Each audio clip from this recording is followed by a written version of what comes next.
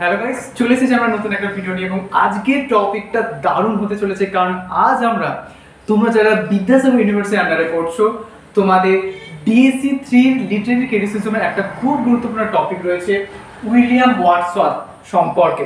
So William Wordsworth কে এবং কেন আমরা উইলিয়াম ওয়ার্ডসওয়ার্থ সম্পর্কে একটা থিওরি জানবো এবং ওনার একটা খুব গুরুত্বপূর্ণ থিওরি রয়েছে, আমরা সেটা কেন জানবো, সেই সব কিছু বিষয় আজ আমরা আজকের এই ভিডিওতে আলোচনা করব। তাই জন্য আজকের ভিডিওটা কিন্তু খুবই মজাদার হতে চলেছে, তাই তোমরা শেষ পর্যন্ত কিন্তু অবশ্যই দেখতে থাকো। তাহলে চলো শুরু করা যাক। Okay, so welcome to the world of literary criticism. Okay, so first of all আগে আমাদের জানতে হবে যে উইলিয়াম ওয়ার্ডসওয়ার্থ কে ছিলেন। উইলিয়াম ওয়ার্ডসওয়ার্থ ছিলেন একজন খুব বিখ্যাত একজন রোমান্টিক পোয়েট। ওকে, এবং তার লেখা একটা খুবই গুরুত্বপূর্ণ রাইটিং রয়েছে, রাইটিংয়ের নাম হচ্ছে প্রিফেস টু লিরিক্যাল ব্যালাডস। এবার তোমাদের মনে প্রশ্ন আসবে যে স্যার এই প্রিফেস টু লিরিক্যাল ব্যালাডস মানে কি, বা এই রাইটিংয়ের মধ্যে কি রয়েছে?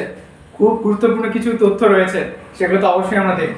So first of all preface to lyrical ballads এটা অ্যাকচুয়ালি কি করে, আমাদের রোমান্টিক এজে শুরু করে।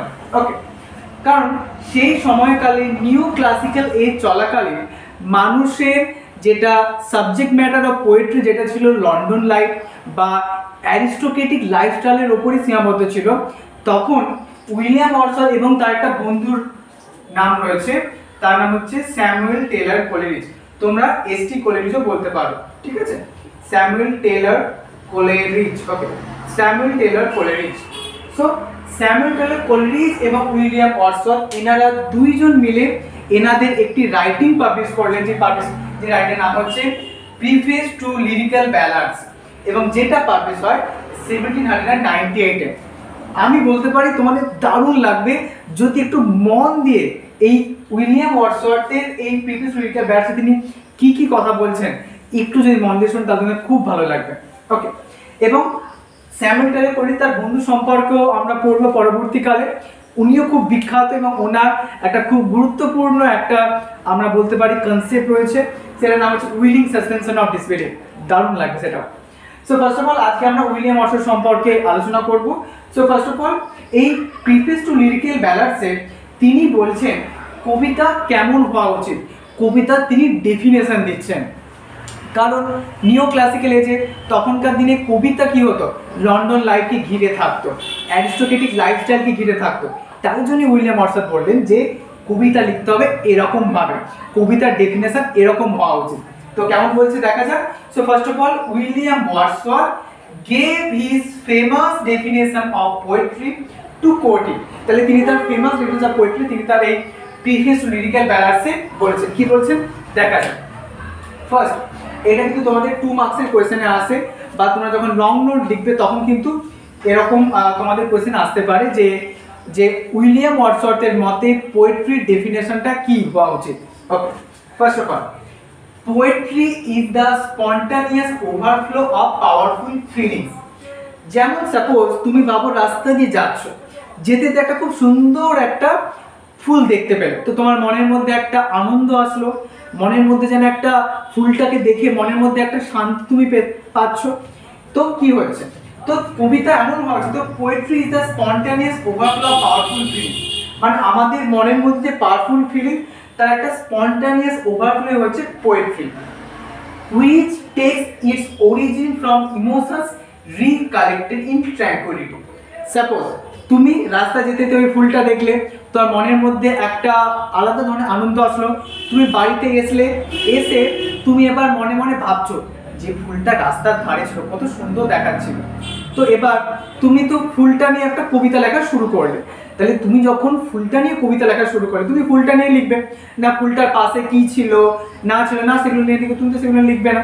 এটাই হচ্ছে পোয়েট্রি ডেফিনেশন আমরা উইলিয়াম ওয়ার্ডসওয়ার্থ দিচ্ছেন, যে poetry is the spontaneous overflow of powerful feelings, যে আমাদের মনের মধ্যে বিভিন্ন ধরনের পাওয়ারফুল ফিলিংস রয়েছে, তার একটা স্পন্টানিয়াস ওভারফ্লো হচ্ছে আমাদের কবিতা, which takes its origin from emotions recollected in tranquility, এবং যেটা আমরা actually which takes its origin, এবং যেটা তার অরিজিন নেয় কোথা থেকে, from emotions থেকে। আমরা কোনো একটা জিনিস দেখলে আমরা দেখবে ইমোশনাল আমাদের মধ্যে বিভিন্ন ধরনের হচ্ছে ফ্লুইড নির্গত হয়। So it's origin from emotion, মানে আমাদের মধ্যে বিভিন্ন ধরনের ইমোশনাল বলতে পারো টাচ আমরা ফিল করি। তেমন ইমোশনস রিকালেক্টেড ইন ট্র্যাঙ্কুইলিটি, যেটা আমাদের ট্র্যাঙ্কুইলিটিতে আমরা রিকালেক্টেড করি। এটাই হচ্ছে কবিতা সম্পর্কে উইলিয়াম ওয়ার্ডসওয়ার্থ তিনি তার প্রিফেস টু লিরিক্যাল ব্যালেন্সে বলছেন। এবার তারপর একটা খুব গুরুত্বপূর্ণ মানে প্রশ্ন তোমাদের পরীক্ষায় পড়ে, সেটা হচ্ছে যে এই যে উইলিয়াম ওয়ার্ডসওয়ার্থ তিনি প্রিফেস টু লিরিক্যাল ব্যালেন্সে বললেন কবিতার সম্পর্কে ডেফিনেশন, এবার তার মতে উইলিয়াম ওয়ার্ডসওয়ার্থের মতে কবিতা কেমন করে লেখা উচিত, এটা আরো বেশি মজাদার। চলো তাহলে দেখা যাক। সো আমাদেরকে উইলিয়াম ওয়ার্ডসওয়ার্থ জাস্ট 4টা স্টেপ বলছেন। এই 4টা স্টেপ যদি আমরা ফলো করি তাহলে আমরা খুব ভালোভাবে কবিতা লিখতে পারবো।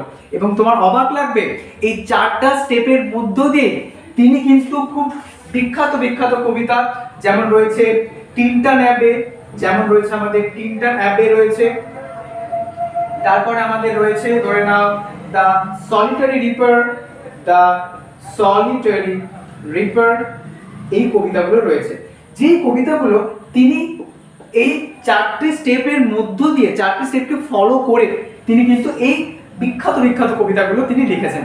তাহলে চলো দেখা যাক 4টে স্টেপ কি কি রয়েছে। Okay, so first of all first স্টেপে তিনি কি বলছেন, ফার্স্ট স্টেপে তিনি বলছেন যে আমাদেরকে কি করতে হবে, আমাদেরকে অবজারভেশন করতে হবে। অবজারভেশন, ওকে, অবজারভেশন, ওকে, অবজারভেশন করতে হবে মানে কি, যে কোনো একটা জিনিস দেখে আপনাকে অবজার্ভ করতে হবে বা পারসিভ করতে হবে। কারণ অবজার্ভ বা পারসিভ তুমি যদি না করো তাহলে তোমার মধ্যে সেরকম ইমোশনাল যে একটা ফিলিং কিভাবে তৈরি হবে, তাহলে তো হবে না। সেই জন্য আগে আমাদেরকে অবজার্ভ করতে হবে বা জিনিসকে পারসিভ করতে হবে। যেমন ফুলটাকে আগে তোমায় দেখতে হবে, তাহলে তো তোমার মনের মধ্যে আনন্দটা জেগে উঠবে, নাহলে কি করে জেগে উঠবে, তাই না? তো ফার্স্ট স্টেপে তিনি বলছেন অবজারভেশন। দ্বিতীয় নম্বর স্টেজে তিনি কি বলছেন, রিকালেকশন। রিকালেকশন, রিকালেকশন কোথায় করব, ইন ট্র্যাঙ্কুইলিটি। তাহলে রিকালেকশন মানে কি, রিকালেকশন মানে আমি যে ফুলটাকে দেখে আনন্দ পেলাম, তাহলে এই ফুলটা দেখে আমি বাড়িতে যে যখন মনে মনে ভাবতে থাকবো সেটাকে বলছি রিকালেকশন। কোথায় ভাববো, ইন ট্র্যাঙ্কুইলিটি, আমাদের ট্র্যাঙ্কুইলিটিতে ভাববো। আর একটা 2 নম্বর, এই 2 নম্বর স্টেপের মধ্যে খুব গুরুত্বপূর্ণ একটা আমরা বলতে পারি প্রসেস রয়েছে কি, যে এই যে অবজারভেশন এবং রিকালেকশনের মধ্যে একটা ইন্টারভাল রয়েছে। যে ইন্টারভ্যালে আমাদের যে সকল আননেসেসারি এলিমেন্টসগুলো রয়েছে যাদের কোনো দরকার নেই সেগুলোকে আমাদের বাদ দিতে হবে, বা সুপারফ্লুইটিসগুলো যেগুলো রয়েছে সেগুলোকে অ্যাকচুয়ালি বাদ দিতে হবে। যেমন তুমি ফুল নিয়ে কবিতা লিখছো, তুমি তো চাইবে না যে ফুলটার পাশে কি রয়েছে সেটা তোমার দরকার নেই, তোমার সাবজেক্ট ম্যাটার না, তাই জন্যই সেই সকল জিনিসগুলোকে তুমি বাদ দেবে। তাহলে এই সেকেন্ড নম্বর স্টেপে এই এরকম একটা বলতে পারো যে আননেসেসারি এলিমেন্টসগুলোকে বাদ দেওয়ার একটা প্রসেস এই সেকেন্ড নম্বর স্টেজে আমরা দেখতে পাচ্ছি। ওকে, তারপর থার্ড নম্বর স্টেজে কি, এবার আমরা এগুলো ভেবে নিলাম, এবার ওই যে সকল এলিমেন্টগুলো বাদ দেওয়ার পর মেইন যেটা একদম মেইন ইনগ্রিডিয়েন্টস বা মেইন উপকরণ যেটা, সেটা আমাদের মাইন্ডে পাঠানো হবে।